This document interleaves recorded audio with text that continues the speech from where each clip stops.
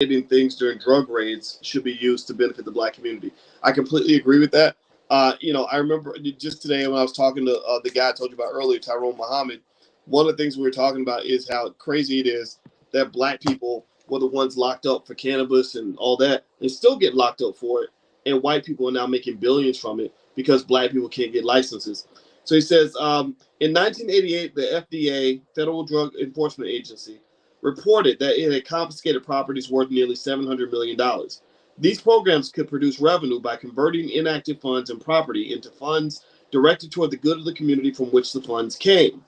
The funds could be made available to black entrepreneurs through low interest, long term loans. The black businesses would pay interest and taxes to city government and create jobs. Four, local governments could offer land grants and head rights on abandoned ghetto properties to black individuals or corporations that need land for industrial or business development. Additionally, tax incentives, as discussed earlier, could encourage development. Number five, government could formulate partnerships with black businesses and industries by purchasing a specific amount of services and goods from black businesses situated within various municipal boundaries. Number six, government could also offer subsidies to black industries that hired hardcore unemployed and underemployed blacks. Funds could be redirected from funds currently used to pay government assistance to the needy in black communities and from the confiscation of funds described earlier. So what I'm getting from this paragraph in Dr. Anderson's book is that he's basically saying the government could be doing a whole lot more to support you in your goal towards self-sustainability. And what I am just convinced of is whenever the elections come around, I think it's really important that we don't get distracted. If they can distract you with fear, they're going to use fear. If they can distract you with racism, they're going to use racism. Some dog whistle. Don't listen to them because they're all a bunch of racists, or he calls somebody the N word. I encourage you to kind of let that go and simply sit down at the negotiating table and demand things that are going to actually move the community forward. If you go to a lot of communities in parts of Chicago where I'm from and look around, you will see that in those districts where they're voting for the same politicians over and over again, nothing is getting done. Those communities are not improving. They're getting absolutely 100% worse. The mayor of Chicago, I asked Tyrone Muhammad today, the guy I told you about who goes into our neighborhoods and cares about our kids and makes sure that they don't kill each other. I said, how does the mayor feel about you? He said, the mayor runs for me every time I come up because she knows that I'm serious about helping the black community, and they're not serious about helping the black community. They don't care nothing about the black community, but they're very happy to use the black community if they think you're stupid, right? So please give me a confirmation in the chat. All the non-stupid people, say something in the chat. Just say I ain't stupid. Say not me. Whatever. Now I'm not telling you who to vote for. I'm not telling you to vote or not to vote. I'm not telling you what to do. But let's just sort of be very intentional about saying that we're not gonna be stupid. I'm not a sheep. I'm not following and doing what they tell me to do just because they told me to do it. If it doesn't make sense, I'm not participating because I need to see progress. Period. So let's move on. Strategy number 9 is political empowerment. He says, what is the political system about? And why is the possession of political power important to a group? Group power is important because the distribution of economic, social rewards and benefits within the broad society is the major role of a political system. The group with the greatest political power will receive the greatest benefits. For nearly 400 years, the United States immigration policies, pay attention when they tell you how to vote on immigration.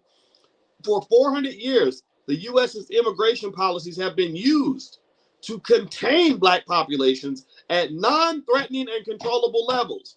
Black percentages exceeding 5 to 8% generated white backlashes. So when they tell you what to do on immigration, or you're turning on CNN and you hear some Negro on CNN telling you that you need to go along with whatever the Democrats told you to believe about immigration, just understand there is a history. This is Black History Month. So this is some Black history, page 203. The book is Black Labor, White Wealth. So Black history is that it is confirmed that immigration policies have always been used to maintain control of the black community, to make sure you never got too big for your political britches. that you never got so big that you actually have a lot of weight in this society. Let's keep going.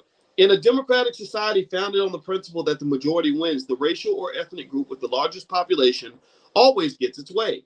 National immigration policies in the integration process have restricted black immigrants from entering the country and scattered them as minorities among whites.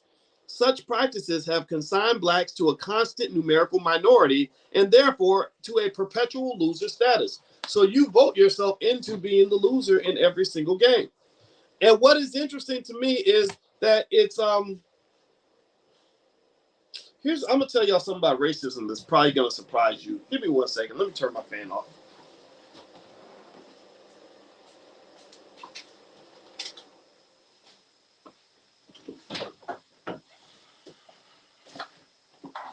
Well, it's not really a fan. It's actually a space heater, and because of what I'm saying here is gonna make me hot, and I don't want to get too hot in this room and start sweating and stuff.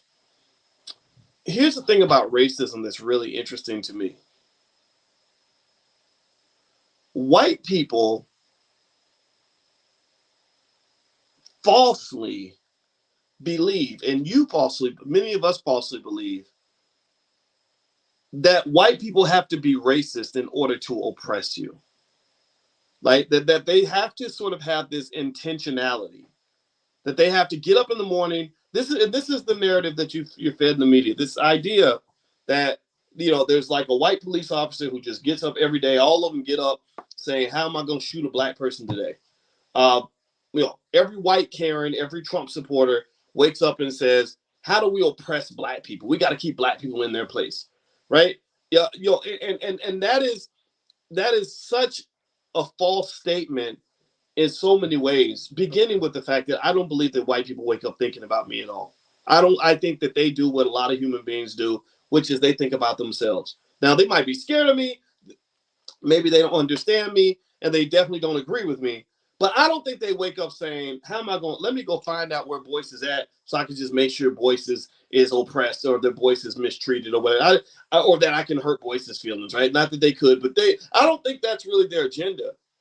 What happens in America, the reason that you see the oppression, I would argue, is because it's not because they wake up intentionally thinking about how they can oppress you. It's because they can oppress you by simply living their normal, happy white lives and doing what white people want to do, right? Because there's so many of them, they just get to do whatever they want. I'll give you an example. It's like one time I was in a room with some family members, and there were like 8 guys, and there was one woman, and my cousin, the one woman, she said, "I felt so mistreated by you guys in that room. I felt so oppressed." And I said, "What are you talking about? I wasn't trying to oppress you. What do you mean?" She says, "Well, that's the problem. You were just being a bunch of guys and doing whatever you watched whatever guys wanted to watch on TV. So I sat there and had to watch football the whole time. You talked about whatever guys talk about because you didn't even see me because there was one of me and there was 8 of you." Right? So we were oppressing her as the lone woman in the room without even thinking about oppressing her. The oppression came from the fact that because we had the majority, we didn't even have to acknowledge her in some way. It sounds terrible, but it's kind of true. We were just sitting there just doing whatever dudes do. Like, "Yeah, man, let's turn on the game. Let's watch the rest of the Cowboys game." Right? So white people oppress you because they just simply have the majority, and they have all the money and they have all the power. So then what happens is your black butt gets that job. You're like the first middle manager of machine operating at Ford, right? You're the first black manager they've ever had out of 60.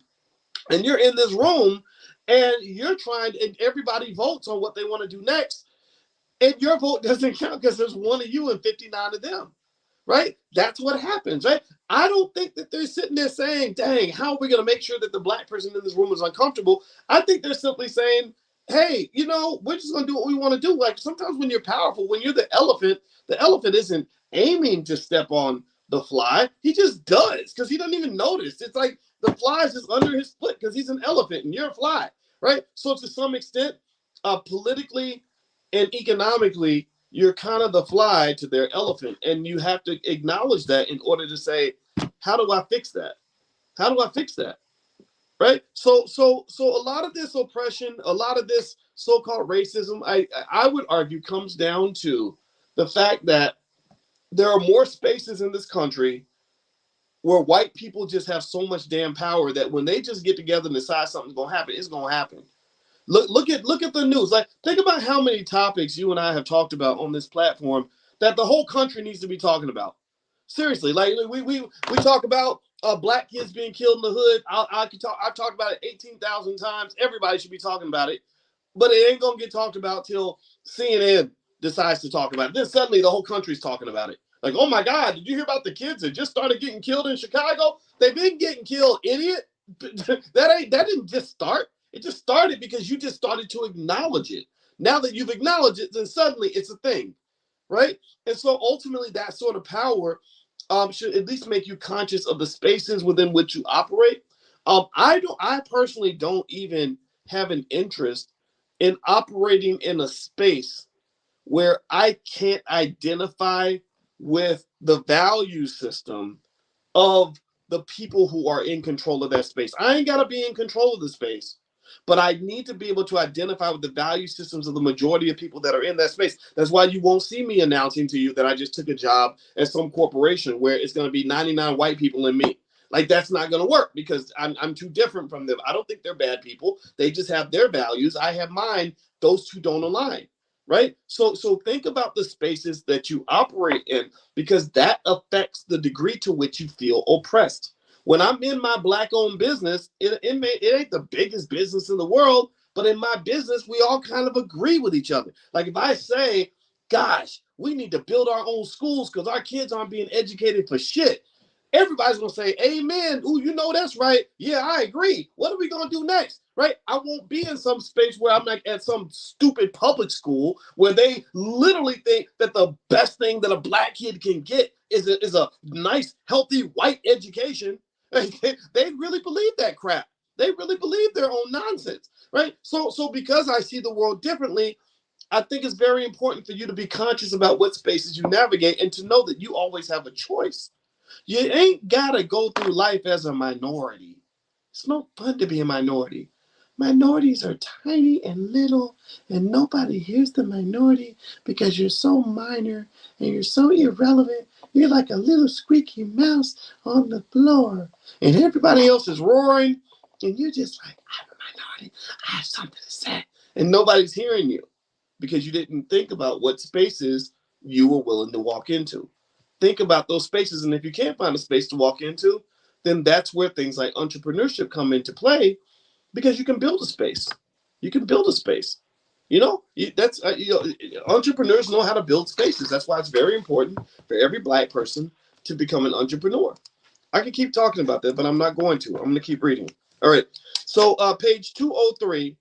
The book is Black Labor, White Wealth by Dr. Claude Anderson. You can get a copy at poweronomics.com. So he says, in a democratic society founded on the principle that the majority wins, the racial or ethnic group with the largest population always gets its way. After emancipation, blacks struggled harder than any other group in the country to overcome barriers erected to prevent their participation in the political process. Voter registration and education drives were major components. Sorry, guys. Whenever I choke a little bit and cough, I always sneeze. Of the civil rights movement. The black vote became a decisive factor in all levels of elections. Blacks could proudly take credit for electing white candidates as members of state legislatures, mayors, governors, and presidents. They were equally successful in delivering black candidates to public office. However, increased political gains did not mean improved conditions for blacks. This is that real black history. Analysis. 1. The Voting Rights Act of 1965 increased black voting strength and opened the doors to unprecedented growth in the number of black elected officials. Unfortunately, I like that, I'm gonna circle that. The material benefits to blacks did not increase in proportion to the increase in black representation. Even in large urban areas with a strong tradition of black participation in local, state, and national government, it appears that material dividends to blacks have either been minimal or non existent. Judging by the meager rewards and benefits that blacks have received from the political system, the real question now is, should blacks continue to participate in politics as they have in the past? Very good question, Dr. Anderson. Let's see what else he has to say. Number two, throughout history, black office holders have been neither numerous nor especially influential. Most entered and left office without altering black America's conditions. So your black politicians don't give a damn about you. We got one in Chicago named Lori Lightfoot. I call her Gory Leadfoot because she looked like Fred G. Sanford III. She's a really unattractive lady, and she sits there with her white wife and doesn't do a damn thing for black folks. The Chicago is just as bad off as it was before she got into office. But anyway, I digress. More often, they lack power and direction and have few resources from which they could draw support. 3, there has been little quid pro quo for blacks who put candidates into public office. Part of that is your fault. It's not just their fault. Part of it's your fault because you don't negotiate. Ice Cube came along and had a great plan. I loved what Ice Cube did with his power. He said, look, I'm not a politician. I'm not a political scientist. I'm just a rapper with a big platform. Let me go ahead and empower some black scholars and thinkers. That's probably why Ice Cube wasn't performing at the Super Bowl, because they don't want intelligent black people on the stage. They need black folks that are gonna go along and get along and do what they're told, right? So that's probably why you, instead of getting Ice Cube at the show, which would have been great, you got that chubby upside down 50 Cent hanging from a whatever he was hanging from. You're 46, man. You don't need to be hanging upside down. You done gained a lot of weight. You can't do things at 46 that you did at 26. That's a note to 50 Cent. Not that he's not great, but dude, come on now. Anyway, so I believe that's why Ice Cube didn't perform at the Super Bowl. I really do. I think he wasn't invited because that's the cost of representing your people. That the people who really don't like you that much, they distance themselves from those who step up on your behalf. So that's why it's very important to support anybody who's in the mainstream that does do something meaningful for black people. So anyway, let me keep going. So he says, throughout history, black office holders have been neither numerous nor especially influential. He says also there has been little quid pro quo for blacks who put candidates into public office. This results primarily from the fact that white society controls nearly all aspects of government, and it will not easily let government be used to help blacks. Another drawback is black political appointees. The reality of the political process makes it easier for them to bury themselves in the business of taking care of the general public's business rather than proposing issues and programs to specifically improve the quality of life for blacks. They feel safer being good public servants rather than black employees with an agenda of their own. There's often little noticeable difference between them and their non-black predecessors or counterparts. They lose sight of the reasons that blacks fought for their right to vote. Blacks do not vote solely for good government. They vote for candidates who they think will bring them proportional returns. When elected officials or their appointees fail to support the black people's public interest, blacks must do whatever is necessary to bring the candidate and his appointees to task. That includes even your favorite black politicians. 4, politicians are becoming more open to expressing opposition to black issues. They sense that these issues have been successfully closeted or placed on the back burner. After a major election's over, mainstream society expresses fatigue from hearing about race issues. Blacks comfort them by discussing mainstream issues in public and political forums. The Republican Party, for instance, espouses that it is not interested in increasing black membership under their Big Tent platform. In truth, their interest in black voters stops at the point where they feel that they have to have diluted the block of votes that traditionally supports the Democratic Party. They don't want to attract hordes of blacks because they do not want to tarnish themselves with too many black Republicans. So their racism is on the left and it's on the right. If a massive number of blacks registered as Republicans, most whites would become Democrats. If a large number of blacks registered as Democrats, most whites would become Republicans. If blacks split their registration evenly between the Democrat and Republican parties, whites would be very happy. If blacks developed a national plan and began acquiring self-sufficiency, wealth, and power, whites would be unable to predict the black vote and would be forced to develop other strategies. So what does that say to you? Let's meditate on that for a moment. Let's do what my therapist friend says and have a moment of mindfulness where we take 1 second and analyze the last 3 sentences of that paragraph. The last 3 sentences were, not even the last 3 sentences. Let me just read the last one sentence. If blacks developed a national plan and began acquiring self-sufficiency, wealth, and power, whites would be unable to predict the black vote and would be forced to develop other strategies. So here is the B1 Intelligent Black People National Plan. Everybody doesn't qualify to be B1. Everybody does not qualify to be an intelligent black person. So some of you may be the delegate representing your family because you may have a family full of buffoons. Let's just be honest. Some of y'all relatives ain't ready. It's okay. It's okay. So here's what I need you to consider. 2 things I'm going to lay out for you to consider, and it's up to you to decide if you want to adopt these ideas. 1, I don't give a rat's butt who you vote for in the next election. I do not give a half a damn.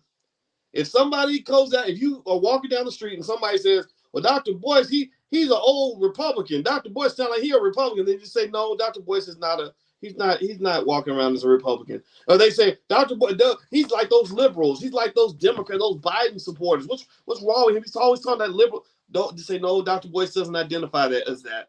I'm just here. I just exist. I do not get excited. I pay attention to the elections and I love to talk about it because that's what matters to a lot of our people. But I know. So I don't care who you vote for. Democrats are welcome to this conversation. Republicans, you're welcome here as well. Independents, you are welcome too. A Green Party, you are welcome. Libertarians, you are welcome. As long as you're B1, as long as you're black first, then that's all I need to know. Number 2, a national plan of acquiring self-sufficiency, wealth, and power. Very basic idea. It means that as a community, we must embrace black economic power as a second religion. It literally must be something that we are requiring ourselves to address with each other, to address with our kids. That means basic knowledge about ownership of stock. We're buying stock for our children at birth, ownership of real estate. I don't want to be, I'm not here to make my landlord rich. I need to be the owner of some land or some property at some point. That is my long-term goal. And if I can't do it, I'm going to make sure my kids do it. Starting a business for our basic survival. Our kids learn how to start businesses by the age of 12, and then they get those businesses funded by people in the community who understand that vision. They have an exit plan, an underground railroad to get away from that job in case they decide that they came to work and they want to kick their boss's ass. Don't kick his ass. Don't cuss him out. Just tell him what you think, or don't even say a word. Just walk out the door and know that you've got something better waiting for you. Life is always better when you have options. That options are the cousin to freedom. Freedom and options are like siblings. They're deeply related to each other. If you have options, then you have freedom. You always talk about freedom, but how the hell are you going to talk about freedom when you ain't never had no options? How is a slave going to sit around talking all day and using the word freedom? Take that word out your mouth if you act like a damn slave. Slaves are ignorant. Slaves don't have options. Slaves don't make long-term plans. Slaves don't have the discipline that can be invoked on themselves. They have to be forced to be disciplined. They can't be disciplined on their own. So if you acting like a slave, then stop using the word freedom, because freedom is not for a slave. Because if you are a slave and you're talking about freedom, then basically you're saying to the person who has enslaved you that you need them to make you free. Stop asking white people to free you. They're not going to do it. I wouldn't do it if I was them. So why do you think that they're going to do it for you? They're not. You have to take it. You take it by creating options. You take it by acquiring knowledge. You take it by making a long-term strategic plan. If you plan, I talk to my daughter every day. I ask her, I say, what are the 3 P's of success? She says, practice, practice, perseverance, and preparation. Practice, perseverance, and preparation. I said, if you do those 3 things, that'll carry you through anything. You know what I'm doing? I'm preparing her for my death. In case I die one day, I want to be in her ear for the rest of her life so that when she runs into a situation where the world has her trapped, she's going to go back to the 3 Ps. If the more I practice, the stronger I'll be. The more I prepare, the better ready I'll be for war. And the more persistent I am, the more I can knock down those obstacles. It's literally that simple. So when you talk about a national power plan for self-sufficiency, that must come from us and must be implemented by us. We don't have to ask for anybody's permission. We do not need it to be taught in school. It does not need to be part of a government program. It doesn't have to be funded by anybody. All of the funding, the $1 trillion in funding necessary to implement this national plan is going to come from your soul. And your soul has much more value than money. I'm not talking about a financial investment. I'm talking about an investment in the culture. I'm talking about shifting the culture into something that is going to create the kind of power base that we need to make everybody move out the way when we walk in the room. If you have true power, you don't really need to go around yelling and screaming and crying and acting a fool. You don't have to do all of that. You just have power. And I'm going to end actually on the note that I started with. When I met this brother I told you about in Chicago, Tyrone Muhammad, he walked in the room. I saw power. I saw a guy who was no nonsense. I saw a guy who knew what he believed. I saw a guy who was trained by with the likes of the Honorable Elijah Muhammad. And y'all know that when Nation of Islam men are built a certain way, they move different. They're very clear about who they are. That's a type of power. So I want you to train yourselves and practice simply being powerful. When you're powerful, you ain't got to run around hating nobody. I don't have to hate white people to be powerful. The more I hate you, the more I complain about you, the more I'm kind of admitting that you're more powerful than me. So be powerful and have a plan. And then let the politics do what they're going to do. Vote for who you want to vote for. That is secondary to your power play. And the power play is something you can implement in your house. You don't need anybody's permission to do this, not even me. I'm just an advisor. I'm not a black leader. I'm just an advisor. I'm one of the advisors in your cabinet saying, hey, this is something you might want to think about. But at the end of the day, you're making that decision. So what's going to be your power play for your family? I want you to think about that, okay? All right, guys. I'm going to go ahead and shut it down for today. I hope that this conversation has been beneficial to you. I have enjoyed this very, very much. And I think we've given ourselves enough to think about for next week. And so we're going to meet again next Wednesday at 8:30 p.m. Eastern. And I look forward to seeing all of you. And just a reminder, if you go to BoyceWatkins.com, I think we have a few Black Wealth calendars left. So if you want to get a calendar, you don't have to, but if you want to get one, you can feel free to go to BoyceWatkins.com or join the stock market investing class or whatever it is you want to do to participate in some of the things we have going on. So God bless you guys. Be one to everybody. Love you. And I will see you soon. Okay. Have a good night, guys. Bye-bye.